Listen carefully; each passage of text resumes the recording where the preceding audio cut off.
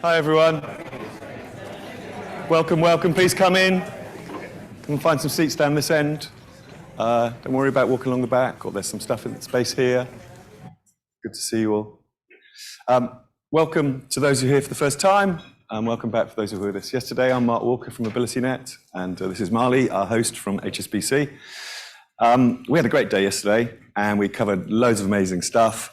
We're going to do the same today, so hope you're looking forward to lots and lots of great chat. We have some amazing guests. We have lots of interesting tech and other conversations around AI, for example, which you may expect. And then just hearing people talk. I mean, the thing I would say for me yesterday is remembering what it's like when you go to an in-person conference. Is actually a lot of the stuff doesn't happen here. It happens out there. And there's a brilliant tech demo stuff down there. Sony are down there, Microsoft are down there, AbilityNet and others, and the gaming room is down there. So there's places to wander around and talk to people. We've left plenty of time in the agenda for you to do that. So it's the stuff that's not on stage that's going to be as important to you today as the stuff that happens here. Obviously, we're the main show right now. So, we just had a brilliant time, and I'm really hoping that you'll get the same out of today. So, Mali, yesterday was fantastic. I remember there was a moment when you said, I'm going to speak to the Viscount. I remember that was where the day started yesterday. It was uphill from there, wasn't it? It was fantastic. Indeed, so indeed. What was your favourite bit yesterday? What were your impressions of the day? I mean, there were so many, right? There were so many. And Mark, you know, if I had to pick one, I think it was that opening session. So we had Sven here, for those of you in that opening session. What an incredible young man. And as with all our speakers, I don't know if you guys know this, we practice with them, right? So the joke that, you know, the comedian made about how we vetted their jokes, it's actually true, right? I got one of my guys in and said, make sure they aren't going to say something awkward. And then, of course, the comedians went off script, and then he starts looking around nervously to me, and I was like, do you agree to those jokes? But the moment where Sven started talking about how technology brought him and his girlfriend together, which is, by the way, off script, I was just like, I was so moved, right? We talk about technology from the perspective of banking, education, big tech, but actually, what is more human than bringing two people together? And for me, that's just wonderful. And the piggy horse, which is sitting proudly on my desk, I'm going to speak to our art curator. We have one in the building, and he's going to go, oh, here we go, another one of Mali's requests. I'm going to say, find a place of pride for that. You know, I feel really touched. I mean, and yeah, for me, that was perhaps the most special moment. Right. So for those who weren't here, Sven is a gamer, an esports gamer, and we had him playing Street Fighter on stage. He's blind, and he can beat everybody. I mean, there isn't anybody in the room who's going to be able to beat him, and there wasn't yesterday. He's also demoing in the lobby downstairs. Do you know how much footfall there was downstairs? I didn't get downstairs while he was he's there. At 80-0. I know Craig in my team's got sore thumbs trying to beat him, because I did say to my team, anybody who beats him gets 100 quid. I should have said the first person to beat him, but Craig's doing his best. Apparently he's practiced overnight as well.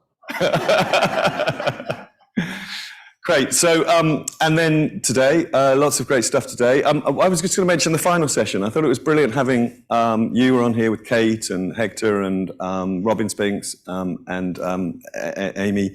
I think what I like about TechShare Pro, when you get to that bit, is everybody's chatting, really, and having that conversation and hearing from you about what you're doing in the bank, and then hearing from others about the innovation and other things. I thought that session was just great. And what it made me think is that a lot of people here, if they're in the accessibility world or accessibility is in their job title, they may often feel that that sort of senior leadership is out of touch. But I really felt that you were talking about how you influence that and how you connect with that.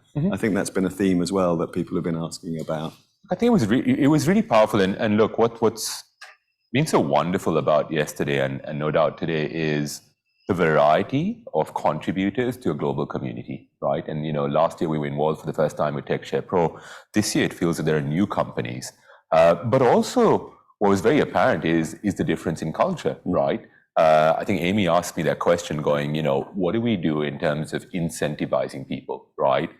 And I thought about that before I answered, because, you know, the guys to my right were very nice and gentle about it, right? And for me, I reflected even after going, hold on, what do these guys think of Mali as an individual, right? Because I came out pretty direct.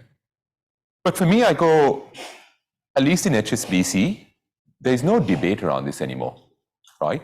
You do it, and that's it. This is just how we do business. We're not debating disability inclusion. That debate is over. It is settled.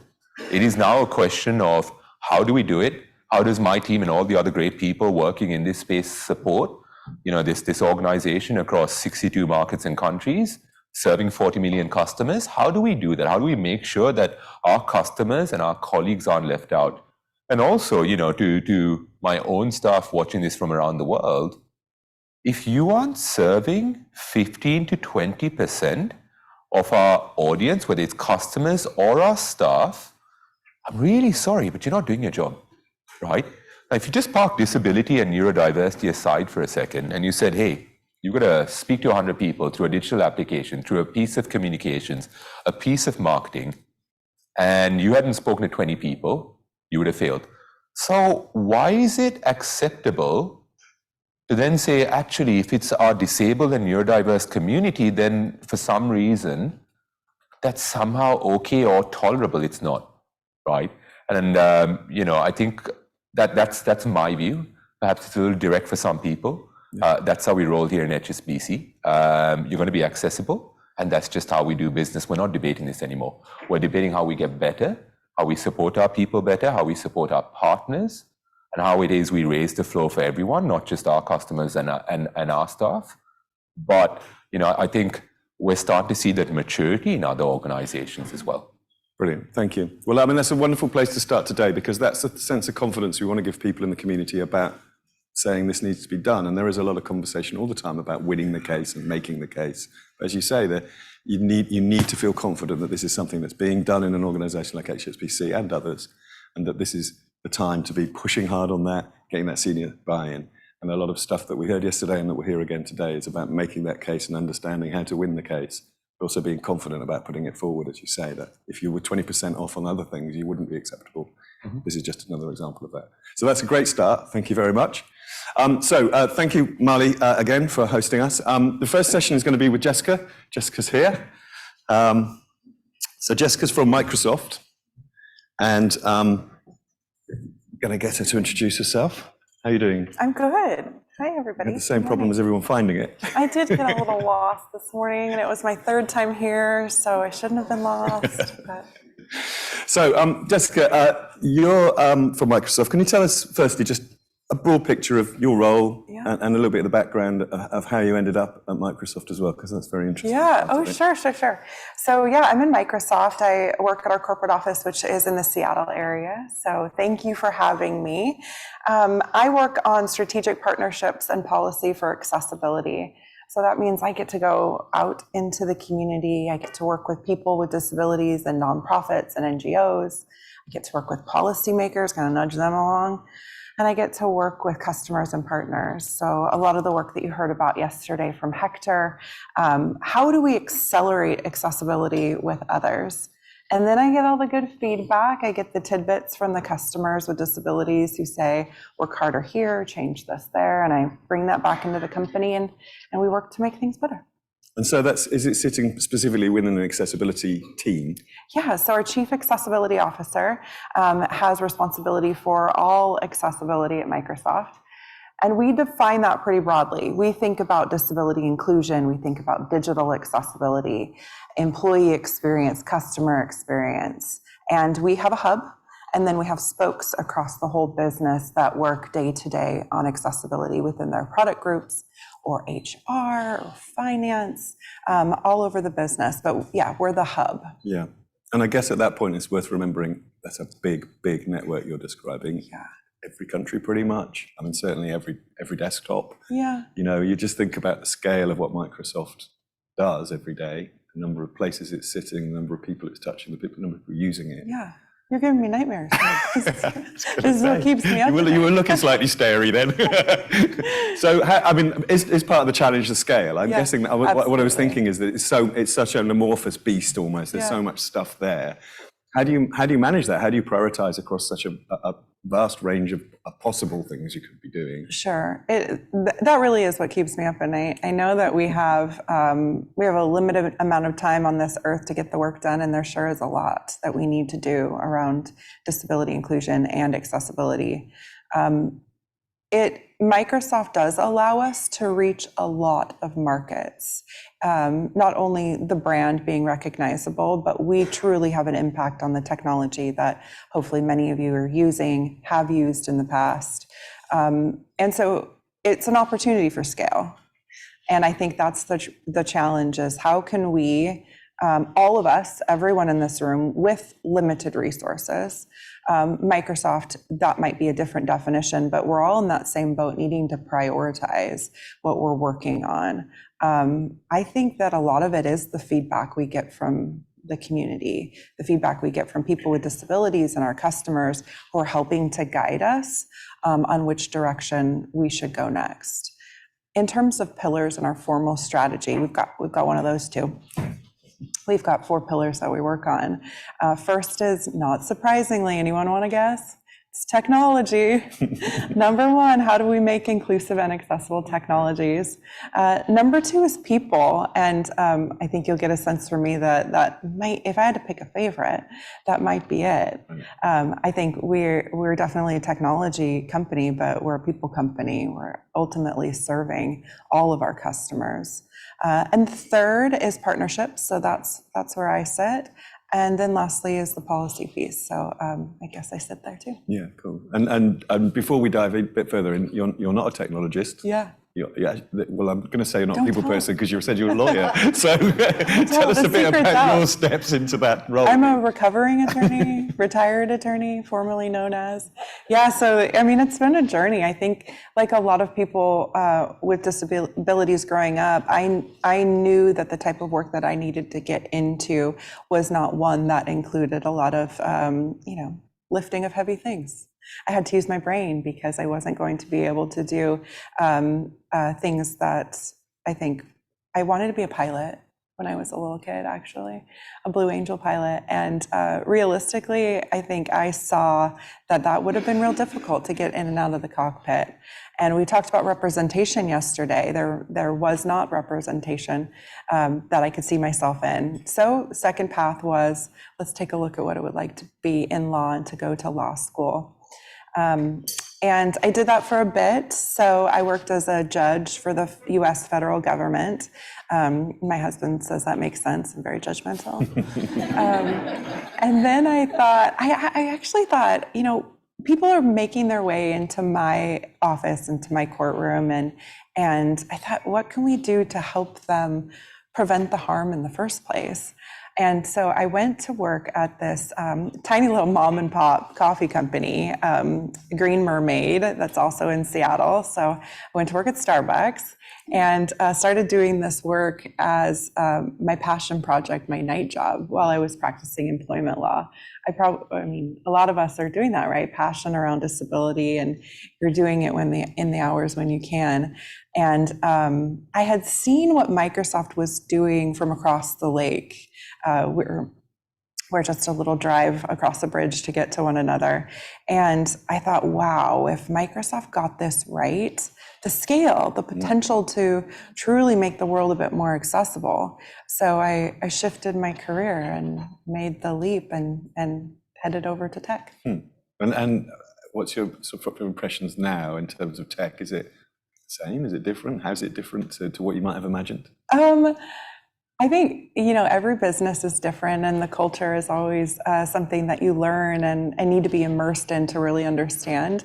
In the coffee business, if you have a disagreement, you have a moment of connection and you drink coffee together and you resolve it.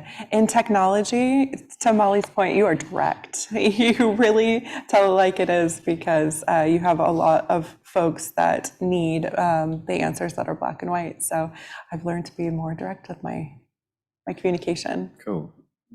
And let's talk about Microsoft. Lots of exciting stuff happening over the last couple of years, really. Obviously, like a lot of companies, the pandemic shifted the dial. Captions an obvious one in Teams and things like that. What's your take on where you're at the moment in the sense of the changes that are happening? We're going to be hearing about AI I'm guessing that's part of the picture for you, but what's the sort of the current sort of starting point for you in the next couple of years? Yeah, we're on a journey just like everyone else is. When I joined the company, we weren't in a place where I think we were proud of the products we were producing for people with disabilities, and that was almost 8 years ago now. And so we took some time to be internal and be strategic and think about what we wanted to be for our customers, and learned a whole lot. And I think that's why my role exists, that partnership piece. I think where we are today is one of a whole lot of optimism for what's coming next. In my 8 years, I've never seen the pace at which we are producing technology across the industry, and that's really exciting. It's also one that we need to be very mindful of, that pace being something that could exclude people. So I'm excited about the potential that this technology, generative AI in particular, can have on my life, on your life, on all of our lives. But it has to be done in a way that's inclusive. So we have to have people with disabilities building the product, shifting left. Accessibility has to be from the very beginning. We also have to create a product that people can use. So it's got to be inclusive, also has to be accessible. And then it truly has to be something that adds value to our work. We're not creating tech for the sake of tech. We're creating technology that can help make all of our lives better. And you mentioned policy, and obviously yesterday we were talking about the European Accessibility Act, but that's equally part of the puzzle at the moment, I guess, is a phrase you hear is about guardrails. So is that something that you're sort of actively engaged in within the work that you're doing, looking at what that will look like, how it affects the decisions that are made? Presumably that's the engineers need guardrails as well as the organization and its business and its strategy. Yeah. How is that? That sounds like that's where the fast-paced stuff is happening. Yeah, I think the most. It is about building those systems to create something that's sustainable, durable, and that's super important. So bring in the talent and then create systems that are going to ensure that it lasts. And we're doing that internally with policy, but we're also doing that externally with policy. And we're thinking about how can we have a positive impact on societal change? How can Microsoft contribute to a more inclusive world of tomorrow? And that is really exciting to see what we can do. We're focusing right now in 3 areas. So prioritization would be economic equity. So I love that we are here at HSBC to have these conversations about what economic equity looks like for people with disabilities. Here's an example. In the US, did you all know that people with disabilities can be paid less than minimum wage? Yeah, long pause there. It's gross. That's not something that represents my values, Microsoft's values. And so Microsoft for several years now has had a public position that we support the eradication of what's called subminimum wage for people with disabilities. And the way that we thought about that was recognizing that this isn't something that aligns with our values, taking a close look at what our business looked like. Did we employ anyone that was paid less than minimum wage? Let's really look into that. Did we do business with suppliers that paid anyone less than minimum wage? And after we took a really close look at our work, we created the policies. We built into our master service agreement with suppliers to say, oh, no, if you want to do business with us, you need to pay people with disabilities the applicable minimum wage. And that's an example of, I think, the way that all of our businesses and being better together, we can look at those public policies that are yucky, that we want to improve, and then make steps internally and have a public voice externally.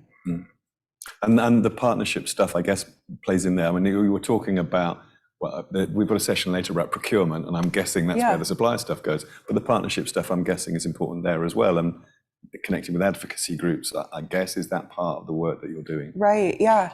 I mean, procurement is such an important part of it. So I'm so glad we're talking about that.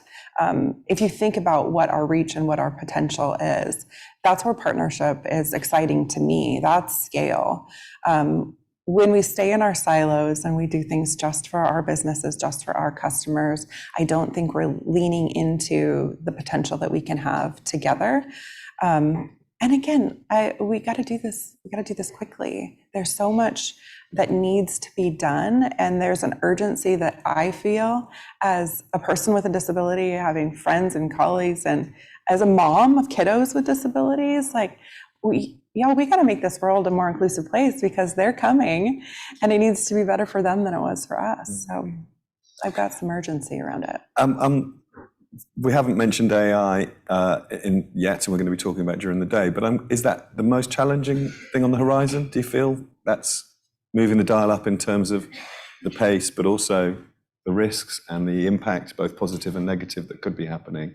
Are we just at the beginning of that for you, in the sense of that shift? I mean, I don't want to have any spoilers because it's going to be an amazing session later on today. So we'll get into the details. I think you nailed it on the head in terms of what we should be concerned with. Yes, there is risk involved anytime that we're entering a new era of technology. And I really think there is risk involved. I was on the Elizabeth line this morning, very accessible experience.